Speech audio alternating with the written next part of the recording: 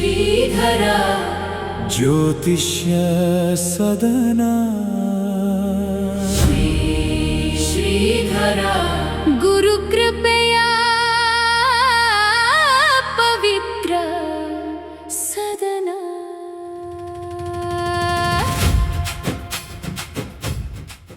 ನಮಸ್ಕಾರ. ನಾನು ಕೃಷ್ಣ ಭಟ್ ಯಲ್ಲಾಪುರ.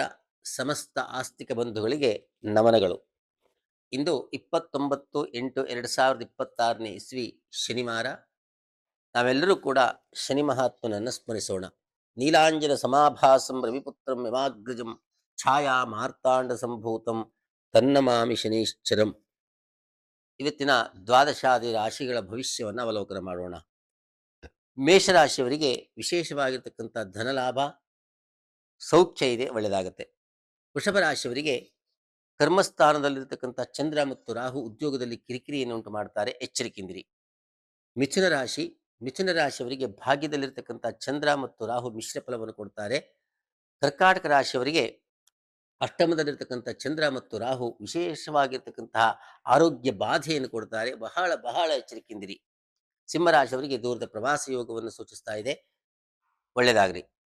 ಕನ್ಯಾ ರಾಶಿಯವರಿಗೆ ಆರೋಗ್ಯದಲ್ಲಿ ಕಿರಿಕಿರಿ ಇರುತ್ತೆ, ಧನ್ವಂತರಿ ಸ್ತೋತ್ರವನ್ನು ಪಠಿಸಿ ಒಳ್ಳೆಯದಾಗ್ರಿ. ತುಲಾರಾಶಿ ಮಕ್ಕಳಿಂದ ಸೌಖ್ಯ ಇದೆ, ಒಳ್ಳೆಯದಾಗತ್ತೆ. ವೃಶ್ಚಿಕ ರಾಶಿಯವರಿಗೆ ವಾಹನ ಸೌಖ್ಯ ಇದೆ, ಗೃಹ ಸೌಖ್ಯ ಇದೆ, ಒಳ್ಳೆಯದಾಗಲಿ. ಧನು ರಾಶಿಯವರಿಗೆ ಸಹೋದರ ಸಹೋದರಿಯಿಂದ ಲಾಭ ಇದೆ, ಒಳ್ಳೆಯದಾಗಲಿ. ಮಕರ ರಾಶಿಯವರಿಗೆ ಧನಲಾಭ ಇದೆ, ಕುಟುಂಬ ಸೌಖ್ಯ ಇದೆ, ಒಳ್ಳೆಯದಾಗತ್ತೆ. ಕುಂಭರಾಶಿಯವರಿಗೆ ಮೃಷ್ಟಾನ್ನ ಭೋಜನ ಪ್ರಾಪ್ತಿ ಇದೆ, ಹಾಗೆ ಆರೋಗ್ಯದಲ್ಲಿ ಕೂಡ ಕಿರಿಕಿರಿ ಕೂಡ ಇರುತ್ತೆ. ನೀವು ದುರ್ಗಾ ಸ್ತೋತ್ರವನ್ನು ಪಠಿಸಿ ಒಳ್ಳೆಯದಾಗ್ರಿ. ಮೀನರಾಶಿ ಧನ ನಷ್ಟದ ಚಿಂತೆ ಇರುತ್ತೆ, ಬಹಳ ಎಚ್ಚರಿಕೆಯಿಂದಿರಿ ವ್ಯವಹಾರಗಳು ಮಾಡತಕ್ಕಂಥ ಸಂದರ್ಭದಲ್ಲಿ. ಸರ್ವೇ ಜನಾಃ ಸುಖಿನೋ ಭವಂತು. ಓಂ ಸ್ವಸ್ತಿ. ಶ್ರೀಧರ ಜ್ಯೋತಿಷ್ಯ ಸದನ